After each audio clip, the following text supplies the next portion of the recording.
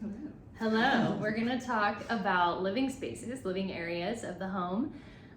Susan, what do we need to keep in mind regarding the flow of the living area? Yeah, so that's important. You want to make sure that there's, like the way that chi flows through a space, and that's just like the energy of the home. You just want to make sure that it kind of flows through the space like if it was water. So where is it coming through, like the doors and then exiting the windows? You want to make sure that there's like a nice flow to the space and that it kind of activates all of the different areas.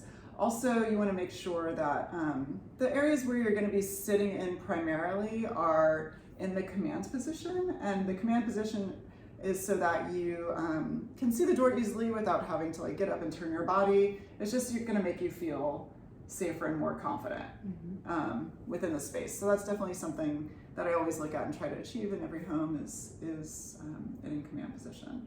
And what about interior design? What do you consider whenever you're designing a living room? Yeah, so this is where it's a high use space, right? So just keeping that in mind, this is where people gather, whether that's just your family or you have guests over, so that there's ample and comfortable seating, and not to the extent where there's too many pieces and it starts to feel crowded and blocking that flow. So really keeping that in mind.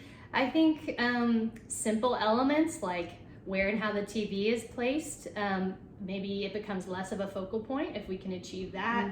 In the room, we're not doing this when we look at the TV, where we're relaxed and head on with that when we're viewing. Area rugs are really important and really ground and tie pieces of furniture together.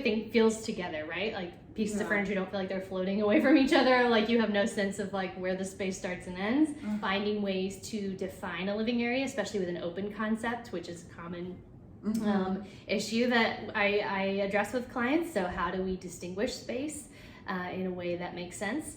And really considering that since it's high use in that area, choosing durable things that maybe we want to invest a little more money into the pieces that we're purchasing for furnishing this particular space, keeping that in mind.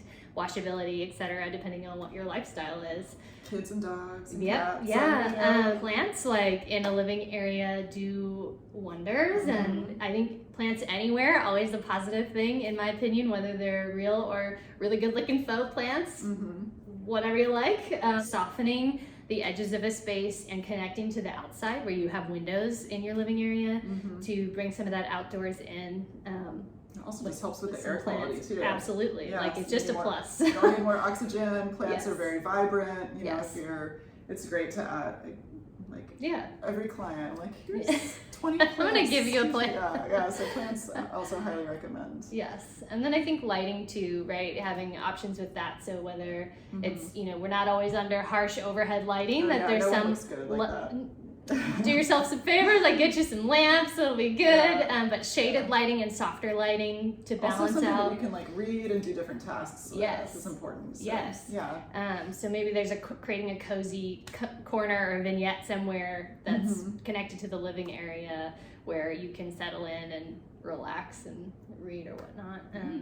That all of that works together to create a very livable and inviting space for family and guests. Yeah, and definitely also just kind of enhancing opportunities for conversation and communication within groups of people. So setting up a space to where that just happens more naturally is great. It's invited, yes. How do we invite connection?